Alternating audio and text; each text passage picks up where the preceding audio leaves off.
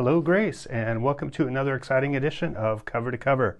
Over the next 3 days, we're going to finish up the book of Deuteronomy and start in on the book of Joshua.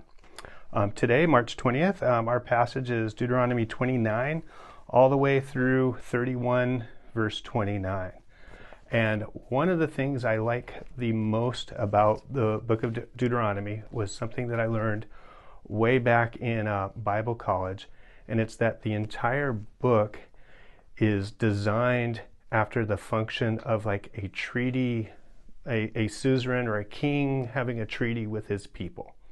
And so this is something that was discovered in the middle of the 20th century, and they just kind of, through archaeology, found that there were all these treaties from the Babylonian era all the way up into Turkey with the Neo-Hittites. And they found these like little formats, these little treaty covenants that were made between these suzerains or kings and their people. And these treaties had a certain format, this six-part format. And what we found is that Deuteronomy is structured literarily in that format. And so that format includes, like, it begins with an introduction of the speaker, like who's speaking, and it's God. And then you have this section where you have these stipulations, the actual terms of the treaty, the obligations of the person who's in charge, of the king, and what he expects from his people. There's also a historical prologue, which Deuteronomy does very well, kind of recounts what God did for the people of Israel, bringing them up out of the land of Egypt. And then after it gets to there, towards the end of it, you have this section of curses and blessings, like any kind of a covenant or any kind of a contract. You have what's going to happen if somebody fulfills it or doesn't fulfill it. What can they expect if they follow through and they're a loyal citizen, and what can they expect if they don't? And so these curses and blessings were a common feature of those. You would also have a provision made for the recording of the treaty. Like, where is it going to be kept? How do we know what's in it? If people forget, or over a period of time, how do we get reminded of what our obligations are? And then finally, you have, like with any good contract, you have to sign it, and you have to have it witnessed. And so the whole book of Deuteronomy kind of is, its macro structure, if you will, is kind of in this treaty covenant format.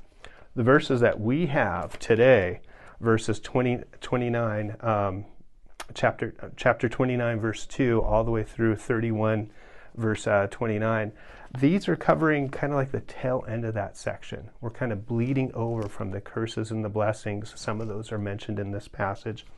And then we get this in our section today. There's a provision for the covenant to be written down and to be given over to the Levites who are in charge of it.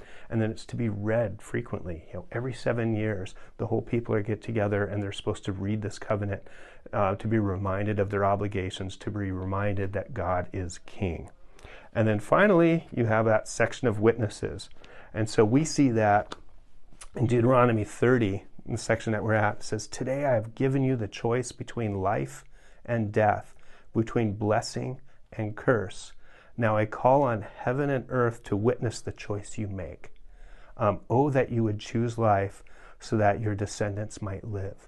And so we see this blending of those different genres right there in this last section.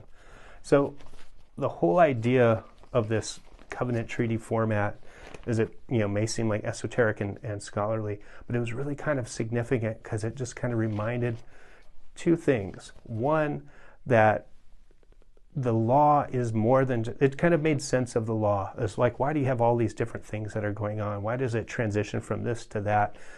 We call it the law, but it's not just a bunch of stipulations. So learning that the whole format is in this treaty or is in this contract kind of helped us to understand it a little bit better. And then second is something that's really peculiar at the very end, is following on from chapter 31 to the end of the chapter, is it makes it very clear that this treaty is not just for the people that are standing before them, but it says, "You are not the only ones with whom I am making this covenant. I am making this covenant with you who stand here today in the presence of the Lord our God, and also with the future generations who are not standing here today." And so there's something really significant in that even though this passage, this section, this law is written to Israel in a certain place and time, there's this anticipation of the future. And if you read closely the curses and the blessings, especially as we go on from verse 14 and following, the chapter anticipates rebellion.